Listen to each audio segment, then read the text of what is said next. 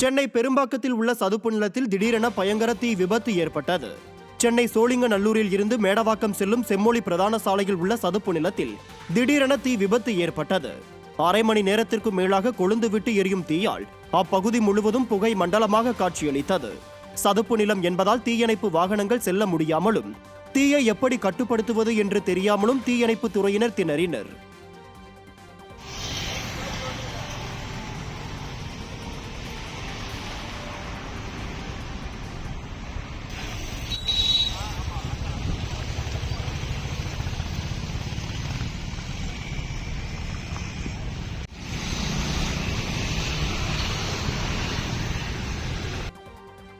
தாம்பரம் அருகே பாதாள சாக்கடை பணியில் ஈடுபட்டிருந்த கூலி தொழிலாளி மண் சரிவில் சிக்கி 2 மணி நேர போராட்டத்திற்கு பிறகு பத்திரமாக மீட்கப்பட்டார்.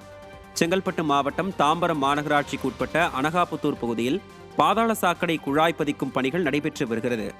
இந்த பணியில் பெருங்களத்தூர் பகுதியைச் சேர்ந்த யுவராஜ் என்பவர் ஈடுபட்டிருந்தார். அப்போது திடீரென மண் சரிவு ஏற்பட்டு யுவராஜ் மண்ணில் சிக்கியுள்ளார். பின்னர் வந்த தீயணைப்புத் துறையினர் 2 மணி நேரம் போராடி மண்ணில் புதைந்த யுவராஜை பத்திரமாக மீட்டனர். முறையான பாதுகாப்பின்றி பணியில் ஈடுபட வைத்த விடிய அரசின் மாநகராட்சி நிர்வாகத்தால் ஒரு உயிர் பலிபோக பார்த்ததே என பொதுமக்கள் வேதனை தெரிவிக்கின்றனர். மயிலாடுதுறை அடுத்த தருமபுரம் ஆதீனத்தில் பாரம்பரிய கலை நிகழ்ச்சிகளுடன் ஆதீன மடாதிபதியை பக்தர்கள் பல்லக்கில் சுமக்கும் பட்டண பிரவேச நிகழ்ச்சி நடைபெற்றது. தருமபுர ஆதீன திருமணத்தில் உள்ள ஞானாம்பிகை சமேத ஞானபுரீஸ்வரர் சுவாமி கோவிலில் கடந்த 20ஆம் தேதி வைகாசி பெருவிழா கொடியேற்றத்துடன் கோலாகலமாக தொடங்கியது. விழாவின் முக்கிய நிகழ்வான சிவிகை பல்லக்கில் ஆதீன மடாதிபதியை பக்தர்கள் பல்லக்கில் சுமக்கும் நிகழ்ச்சி வெகு விமர்சையாக நடைபெற்றது. இதையொட்டி தங்கப்பாத குரடு தாங்கிய ஆதீன மடாதிபதியை கட்டளை தம்புரான் சுவாமிகள் சிவிகை பல்லக்கிற்கு அழைத்து வந்தனர். இதைத் தொடர்ந்து பாரம்பரிய கலை நிகழ்ச்சிகளுடன் பட்டண பிரவேசம் நிகழ்ச்சி கோலாகலமாக நடைபெற்றது. தமிழகம் மட்டுமின்றி வெளிமாநில பக்தர்களும் கலந்து கொண்டனர்.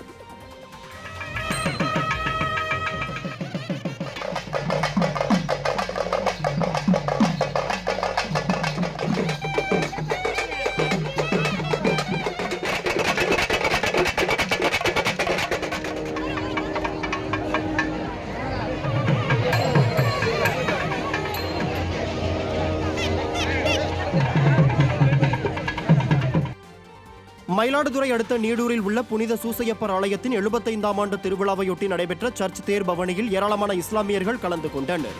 பிரசித்தி பெற்ற புனித சூசையப்பர் ஆலயத்தின் 75ஆம் ஆண்டு திருவிழாவையொட்டி மன்றாட்டு மாலை, நவநாள் ஜெபம், திருப்பலி உள்ளிட்ட பல்வேறு வழிபாட்டு நிகழ்வுகள் நடைபெற்றன. விழாவின் முக்கிய நிகழ்வான சிறப்பு திருப்பலி மற்றும் திருத்தேர் பவனியில் இஸ்லாமியர்கள் உள்பட பலர் பங்கேற்றனர். இதைத் தொடர்ந்து இஸ்லாமியர்களுக்கு ஆலய பங்கு தந்தை மரியாதை செலுத்தினார்.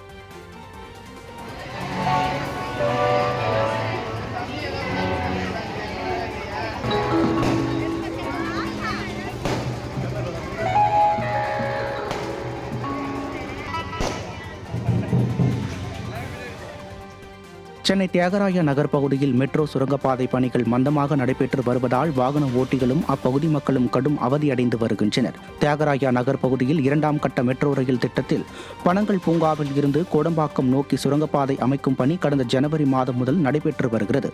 இந்த மெட்ரோ ரயில் திட்ட பணிகள் மிகவும் மந்தமாக நடைபெற்று வருவதாக அப்பகுதி மக்கள் குற்றம் சாட்டியுள்ளனர். இதனால் இப்பகுதியில் கடும் போக்குவரத்து நெரிசல் ஏற்படுவதாகவும் பாண்டி பஜார் பகுதியில் வியாபாரம் பாதிக்கப்பட்டுள்ளதாகவும் வேதனை தெரிவித்துள்ளனர். எனவே இந்த மெட்ரோ திட்ட பணியை விரைந்து முடிக்க வேண்டும் என அப்பகுதி மக்கள் வலியுறுத்தியுள்ளனர். மக்களுக்கு கொஞ்சம் இடையூறாக தான் இருக்குது. இது அரசாங்கமாக பார்த்து மெட்ரோ அந்த டிபார்ட்மெண்ட்டை கொஞ்சம் புஷ் பண்ணிவிட்டு சீக்கிரமாக இது பண்ணாங்கன்னா இந்த மாதிரி டிராஃபிக் வந்து வராமல் இருக்கும். நம்ம ஆமாம், கரெக்டு கரெக்டு கரெக்டு இல்லை, ஆமாம் சிரமமாக தான் இருக்குது. நம்ம ஒரு இடத்துலேருந்து இந்த இடத்துக்கு நம்ம போகிறோம், ஒரு மீட்டிங் இருக்குது, ஒரு டைமுக்கு போகணுன்னா அது ஆன் டைமுக்கு போக முடியல. நம்ம ஏற்கனவே வெயில் அதிகமாக இருக்குது, அதில் நம்ம பைக்கில் போகும்போது இன்னும் நமக்கு வந்து டிராஃபிக் அதிகமாகும் போது கரெக்டான டைமுக்கு போக முடியல. ஸோ இந்த பணிகள்லாம் கொஞ்சம் சீக்கிரமாக முடிச்சுன்னா நம்ம அது விரைவாக போய் அந்த இடத்த சேர்ந்துடலான்றது தான் எங்களோட கருத்து. தேனியில் பள்ளி அருகே கஞ்சா விற்பனை நடப்பதாகவும் போலீசுக்கு ரகசிய தகவல் கொடுப்பவர்களை கஞ்சா வியாபாரிகள் தேடி வந்து கொலைவெறி தாக்குதல் நடத்துவதாகவும் கிராம மக்கள் புகார் அளித்த சம்பவம் பரபரப்பை ஏற்படுத்தியுள்ளது. ராசிங்காபுரம் அருகே உள்ள கரியப்ப கவுண்டர் பட்டியில் சுமார் 300க்கும் மேற்பட்ட குடும்பங்கள் வசித்து வரும் நிலையில் போடி தேவாரம் சாலையில் உள்ள திருமண மண்டபத்தின் முன்பு கடை நடத்தி வரும் தங்கராஜ் என்பவர் கஞ்சா புகையிலை பொருட்களை விற்பனை செய்து வருவதாக கூறப்படுகிறது.